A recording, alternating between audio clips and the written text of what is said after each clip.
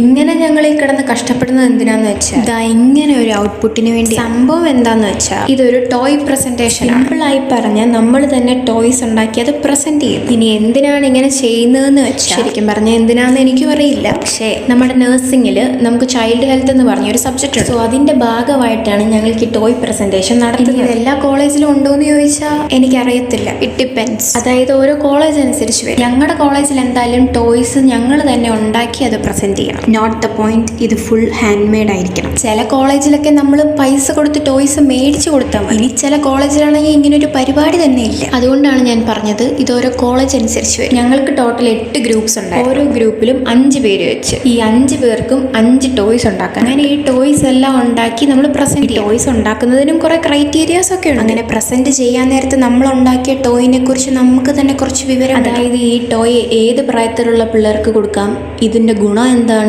ഇത് കുട്ടീനെ എങ്ങനെ സഹായിക്കും, അങ്ങനെ ഇതിനെക്കുറിച്ചൊക്കെ നമുക്കൊരു ധാരണ വേണം. ടീച്ചേഴ്സ് നമ്മളോട് ഇതിനെക്കുറിച്ച് ക്വസ്റ്റ്യൻ ചോദിക്കും. എന്നായാലും ഈ പരിപാടിയിലൂടെ ഓരോരുത്തരുടെയും ഹിഡൻ ടാലൻസ് ഒക്കെ പുറത്തു വന്നു. ഓരോരുത്തരും അവരവരുടെ ക്രിയേറ്റിവിറ്റിക്ക് അനുസരിച്ചാണ് ടോയ്സ് ഉണ്ടാക്കിയത്. ഞങ്ങളിവിടെ നഴ്സിംഗ് പഠിക്കാനാണ് വന്നത്. പക്ഷെ ഇവിടെ വന്നു കഴിഞ്ഞിട്ട് കുക്കിംഗ് പഠിച്ചു, പെയിന്റിങ് പഠിച്ചു, കട്ടിങ് പഠിച്ചു, ഇപ്പോൾ അത് അവസാനം പാവ ഉണ്ടാക്കാൻ വരെ പഠിച്ചു.